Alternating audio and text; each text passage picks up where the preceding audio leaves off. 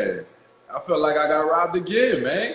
I Where felt you like get I got robbed at? robbed. Which part? At the end or just at what part? Yeah, the end, man. The end is So I don't know. A lot of people obviously, was not there like in the moment. It was. I don't know if you remember. Remember, it was a moment where you took your shoes off, yeah, and because the NBA, they wanted you to continue to keep dunking, and I started taking my mic and everything off, and I was like, yo, like end it right now because like at this point, like it's getting crazy. You know what I'm saying? yeah. And they made us continue to keep going. So I think I've expressed it a lot, and I know you have as well. Then this is what's unfortunate about that dunk contest to me is that I felt that it was a point where you were getting tens every time. D Jones was getting tens every time, and it was just like it was an amazing show that y'all was putting on. But it was a point where you knew that somebody was going to lose, and it was unfortunate once again that was going to have to come down to that. So I was like, yo, let's just give them cold dunk champions because neither one of these guys deserved to lose.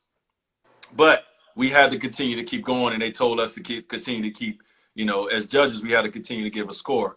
So just to let you know why I gave you a 9, and I don't know why the other two judges gave you a 9, but I know why I did is because only reason I did, and like people make a valid point. They say, listen, it don't matter if he cleared them or not. The guy's 7'6".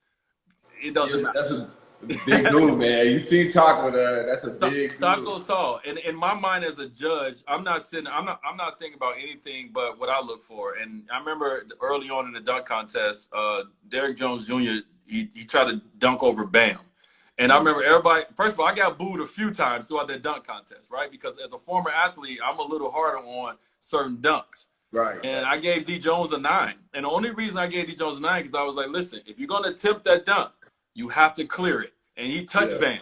Right. You Touched pushed Bam's shoulder. he was the hand, yeah. He touched his shoulder. It was a hell of a dunk.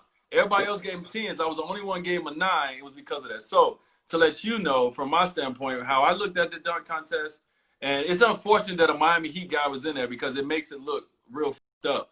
But it really was about if you attempt this dunk, which is almost an impossible dunk to do, you have to clear him. So once you didn't clear him, I was like, well, I got to give him a 9. Yeah. Shit, I thought I cleared him. You know what I mean? I thought I cleared him. He's a big dude, so he might have ducked out the way, but I thought I cleared him. but like after 5, I got like 5 perfects. It should have just like been a tie or just been over. You know what I mean? Like that's like low key the same thing that happened in 2016, or like even like if they changed the rules to like an accumulation. You know what I mean? So just keep the score the whole time. Yeah. And then that'll make it better too, because you know what I mean? What's done is done. Like, it still was a hell of a show.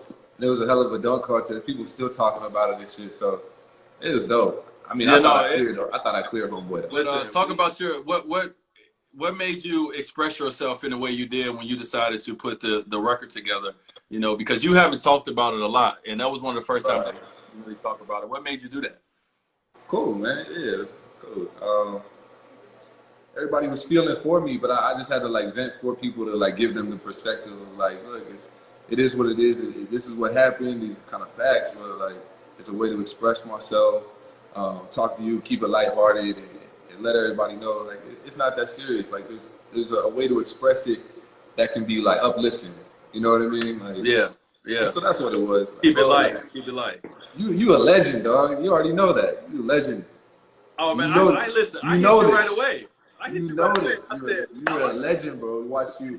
One of the lines was, "I used to hoop in your Converse so comfortably." Yeah, you had the line of Converse. I used to play in them shit so like, you know what I mean. So you legend to me, bro. And I never take like real shots at a legend. Yeah, man. And first of all, I appreciate that. And second of all, how about I didn't know that it was even remotely about me until I heard that line. When I heard the Converse line, I was like, oh shit, wait, he talking about me right here. Yeah, you were like, oh shit. At first I was like, okay, he's like 9 out of 10. Okay, he talking about the dunk contest in a creative way. And then I heard I used to hoop in your Converse so comfortably. I'm like, I think he's talking about me. I know, but there's only like a couple of people that think D Jones should have won though. You know what I mean?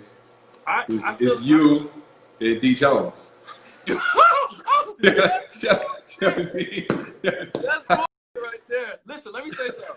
I'm not saying that he should have won or you should have won. I feel like, for me, I thought that it was a wash. I felt like his dunks was spectacular. Yeah. Oh, for sure, bro. He was flying, dog. He was flying. But I feel like for me, at some point, once we start going and because of the rules, right? Because it's not about the total score as much as it is about the rounds. Yeah. Right? Like once we start going so far, because if it was total score, you would have won. Right.